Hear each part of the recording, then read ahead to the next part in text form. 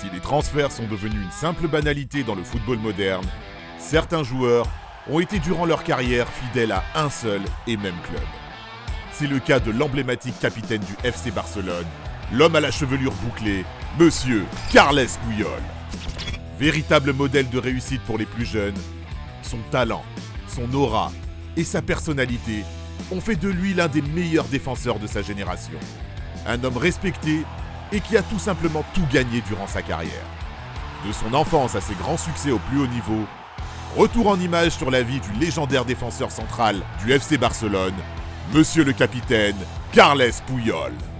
Abonne-toi à Megafoot, le meilleur du foot en vidéo. Carles Puyol est né le 13 avril 1978 à la Pobla de Segur, en Catalogne. Très vite attiré par le ballon rond, le gamin accumule les postes durant son enfance au sein du club de sa ville natale. Un temps gardien de but, puis attaquant, c'est finalement au poste d'ailier, voire de milieu de terrain, qu'il attire l'attention de la Masia, le centre de formation du FC Barcelone. Nous sommes alors en 1995. Façonné par le centre de formation Blaugrana, le petit crack d'1m78 franchit progressivement les classes catalanes jusqu'à intégrer l'équipe première pour l'exercice 1999-2000. Pourtant, son destin aurait pu être différent. Performant lors de sa première des 2 saisons avec l'équipe réserve barcelonaise, Carles Puyol était dans le viseur de Malaga. Ses dirigeants avaient même trouvé un accord pour que ce dernier pose ses valises dans le sud de l'Espagne. Il n'en sera rien. Et la suite, vous la connaissez tout comme moi. Carles Puyol fera toute sa carrière au FC Barcelone. Son histoire d'amour avec le club de son cœur durera près de 15 ans. Positionné à ses débuts professionnels en tant que latéral, le Catalan impressionne et devient un titulaire régulier à ce poste. Mieux, ses qualités de placement défensif et de marquage individuel pousseront alors son entraîneur de l'époque, Luis van Gaal, à le positionner tout doucement au poste de défenseur central. C'est la révélation. Carles Puyol ne quittera plus le 11 barcelonais et deviendra, grâce à son leadership spontané, le capitaine du vestiaire Blaugrana. Une longévité qui permettra à celui qui porte le numéro 5 d'accompagner au Barça certaines des plus grandes stars du foot de ces 2 dernières décennies. Vous savez, celles qui ont fait chavirer les cœurs des amateurs du beau jeu. Surtout entre 1999 et 2014, Carles Puyol amassera les titres et les nombreuses distinctions individuelles. Des Ligas et des Coupes d'Espagne à la pelle. Des apparitions fréquentes dans les équipes de l'année UEFA ou FIFA. Mais surtout, 3 Ligues des Champions et un sextuplé inédit en 2008-2009. Au total, le 5e joueur le plus capé du Barça avec 593 matchs disputés aura remporté 19 trophées avec le Barça.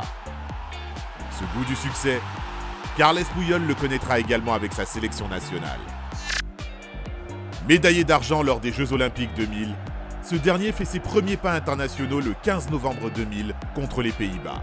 Jusqu'en 2006, il connaîtra avec l'équipe d'Espagne de nombreuses désillusions. Toujours ambitieuse, toujours prometteuse, notamment lors des phases de groupe, la Roja n'arrive pas à franchir le cap des 8e de finale. N'est-ce pas, Zizou ? Il faudra attendre l'émergence d'une génération dorée pour voir les coéquipiers de Puyol tout emporter sur leur passage.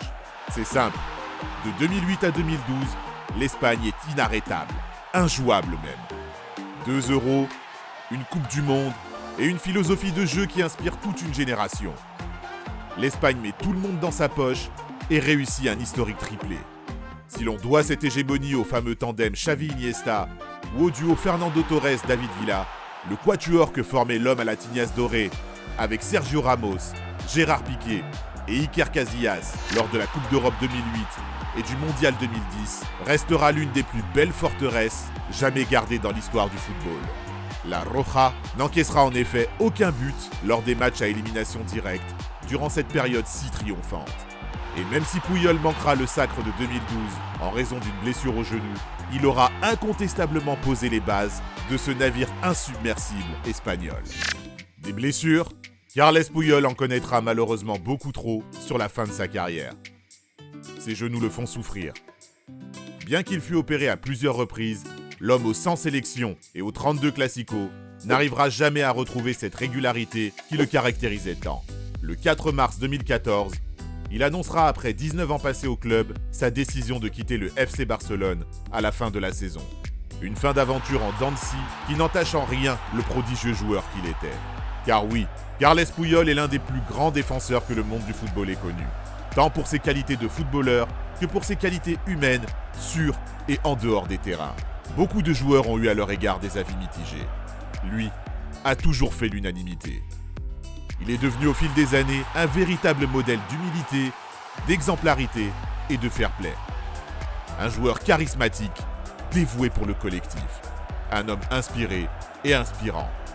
Au fond, Carles Puyol n'était tout simplement pas comme les autres. Alors certes, son style de jeu était parfois agressif, mais aussi puissant que dur ou mal, celui que l'on surnommait El Tiburon était en réalité toujours propre dans ses interventions.